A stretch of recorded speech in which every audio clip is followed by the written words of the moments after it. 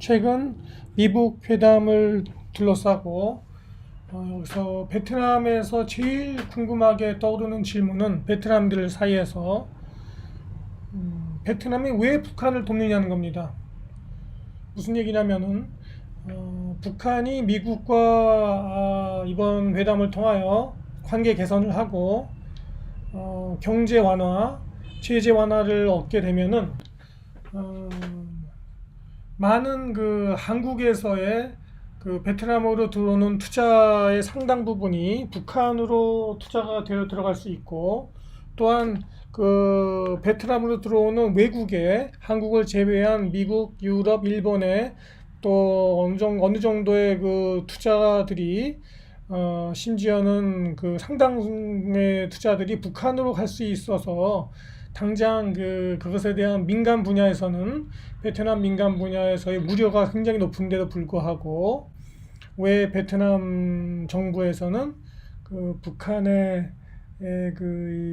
북한과 미국을 그 관계 개선을 위한 노력을 하느냐, 그것은 베트남의 이익에 배반하는 이율 배반적인 것이 아니냐 하는 그런 의문이 베트남인들 사이에서 굉장히 그 팽배합니다.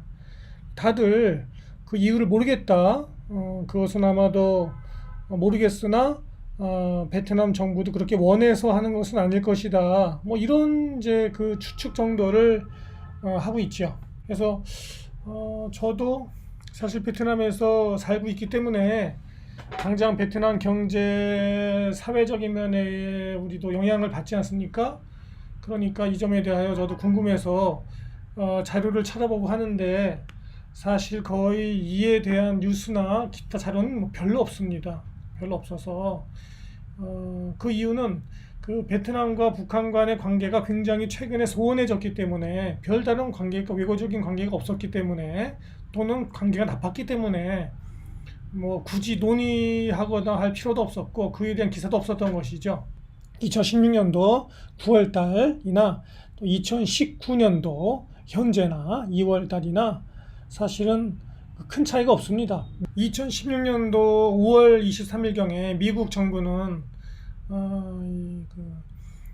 북한에게 내려진 그 유엔의 제재에 적극적으로 동참하는 베트남에 대하여 굉장히 그 감사하는, 또 칭찬하는 그러한 공식 발표를 하였죠. 이런 그 발표와 동시에 미국 정부는 베트남 정부가 중국의 이 군사적인 위협에 대응하는 그러한 군사적인 그 협력을 강화하는 그런 결정을 동시에 내리게 됩니다.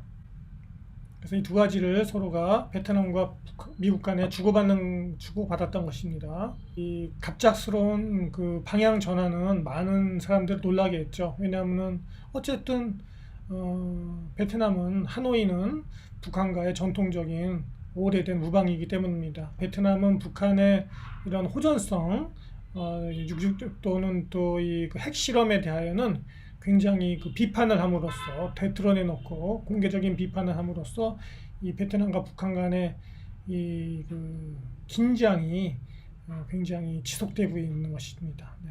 베트남이 이러한 포지션을 대외적으로 취하게 됨에 따라서 되면서 베트남의 어떤 그 가치가, 중재자로서의 가치가 높아지고 있습니다.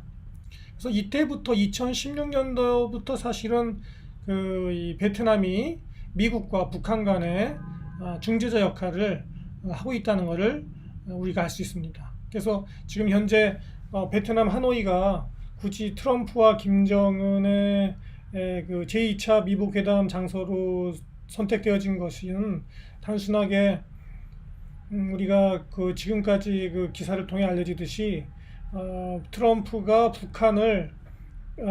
북한인의 김정은이 베트남을 보고 배워서 베트남을 모델로 하여서 경제 개방을 하라고 하는 그런 뜻 외에도 베트남은 2016년도 부터, 그 당시부터 이미 미국과 북한 간의 중재자 역할을 하고 있다는 것을 알 수 있습니다.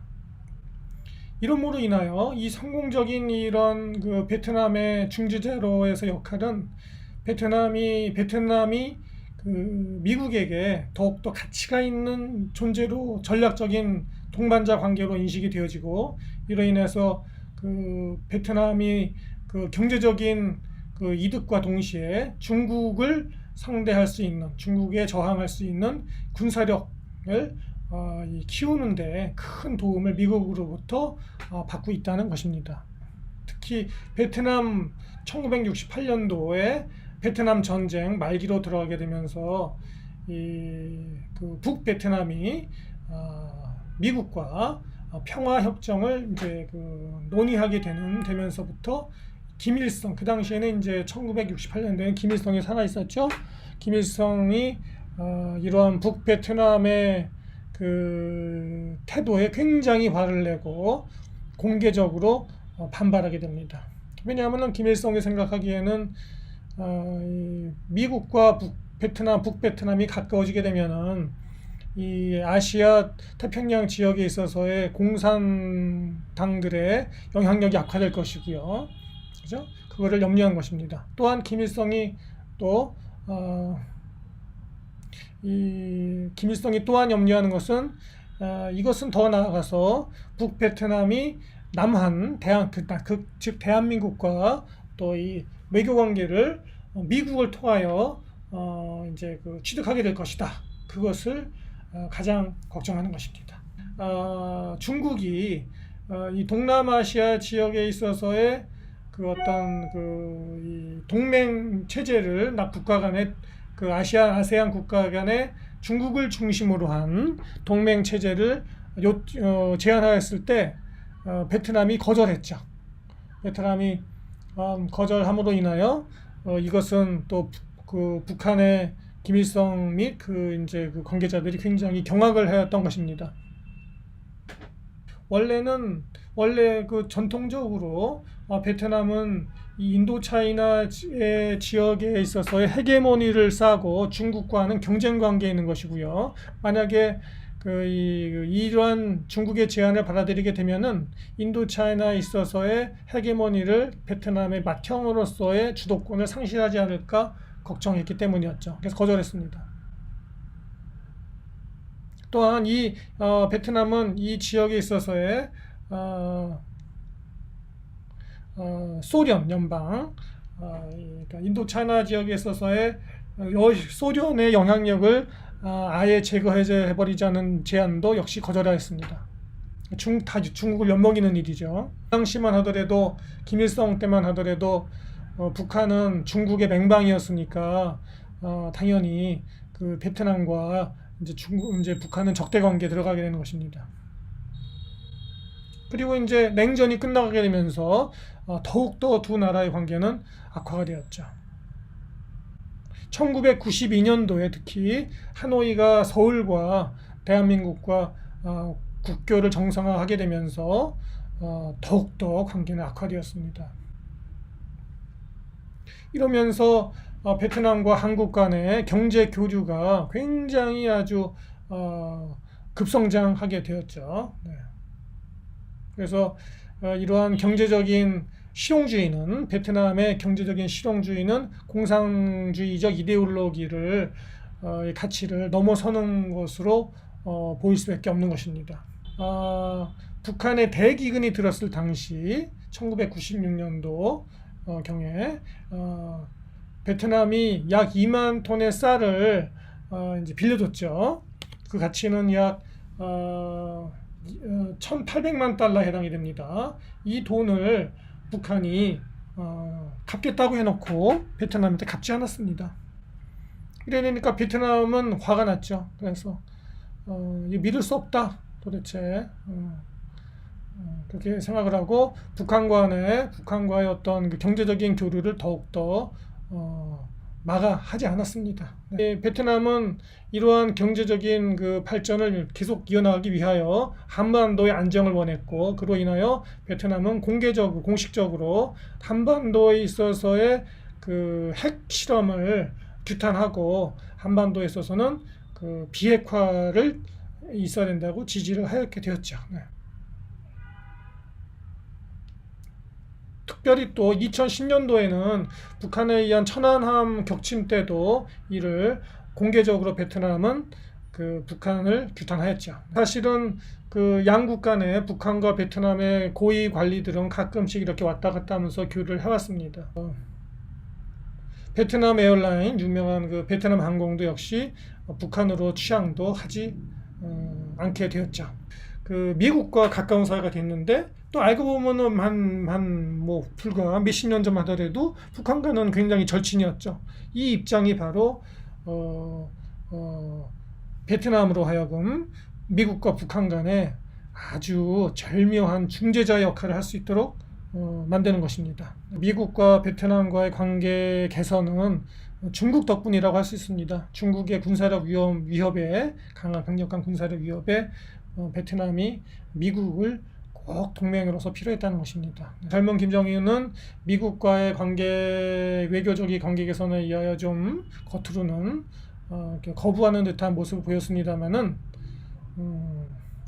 사실 그러나 그것은 표면적인 일일 뿐이고 북한은 지속적으로 미국과 몰래 그 대리인들을 통한 일종의 중재자들을 통한 외교적 그 관계는 가져왔죠. 예를 들면은 냉전 시에 무슨 루마니아 때는 또는 뭐 유고슬라비아 이러한 공산 국가를 통하여 미국과 비밀리에 접촉해왔었습니다. 이제 베트남이 물려받은 것이라고 볼 수 있죠. 냉전 시대에도 이러한 그 루마니아나 그 유고슬라비아의 중재자로서의 역할은 그 사실 북한이 더 도발을 하지 않고 이렇게 좀 얌전히 지내도록 하는데 70년대 그 당시 많은 도움이 되었던 것이 사실입니다. 김정은은 개인적으로는 김정은은 김정은은 베트남에 대하여 좋은 시각을 갖고 있다는 것이죠. 북한이 보기에는 이 북한의 북베트남에 의한 남베트남의 적화 통일 1970년도 이루어졌죠. 이것이 굉장히 높이 평가하는 것입니다. 북한으로서는 북한이 하고 싶은 것이 바로 그 베트남의 선례를 따라서 대한민국 남한도 그렇게 적화 통일시키고 싶은 것이기 때문에 베트남이 공산주의 일당 체제를 유지하면서도 경제 발전을 이렇게 눈부시게 이룰 수 있었다는 것은 정은의 입장에서는 또 하나의 배울 만한 모델이 아닌가 이렇게 생각하는 것이죠. 그렇게 되면은 무슨 뜻이냐면은 김정은이 베트남에서 배워야 할 모델은 사실 두 가지네요. 모델은 첫 번째는 성공적인 적화 통일, 두 번째는 성공적인 경제 성장 체제를 유지하면서도 이 두 가지를 배워하고 싶어하는 것입니다. 그런데 최근 그 기사들에 나오는 내용들 보면은 이러한 첫 번째 배우고 싶어하는 거 성공적인 적화 통일 그것에 대한 내용은 별로 기사에서 다루고 있지 않네요. 네. 그래서 이런 것은 이로 인하여 베트남이 한반도의 평화를 유지하는데 장기적으로 한반도의 평화를 유지하는데 어떻게 보면은 가장 중요한 역할을 하게 될 수도 있다 이렇게 평가를 받게 되는 것입니다. 이것은 2019년도 2월 15일 날 뉴스예요. 이 내용은 북한과 베트남 간의 관계 개선에 대한 내용을 이제 다루고 있습니다. 그 다음에 또 무슨 일이 벌어졌습니까? 바로 김정은의 친형인 이복형인 김정남의 암살에 베트남인이 사용이 됐다는 것이죠. 베트남인 여성 이것에 의하여 베트남과 북한 간의 관계가 더욱더 악화되었습니다. 그럼에도 불구하고 여기 사진에 보이듯이 여기 보면은 열사 이도인, 열사 신다로, 열사 임장환 이렇게 되어 있는 사람들은 누구들이냐면은 베트남 전쟁 당시에 북베트남을 위하여 싸우다가 비행기가 추락해서 죽은 북한 미국이 조종사들의 무덤입니다.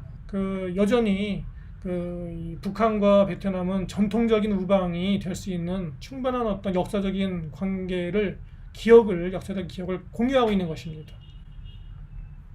이 점이 베트남이 적극적인 중재자 역할을 할 수 있다는 그런 기틀이 되는 것이죠.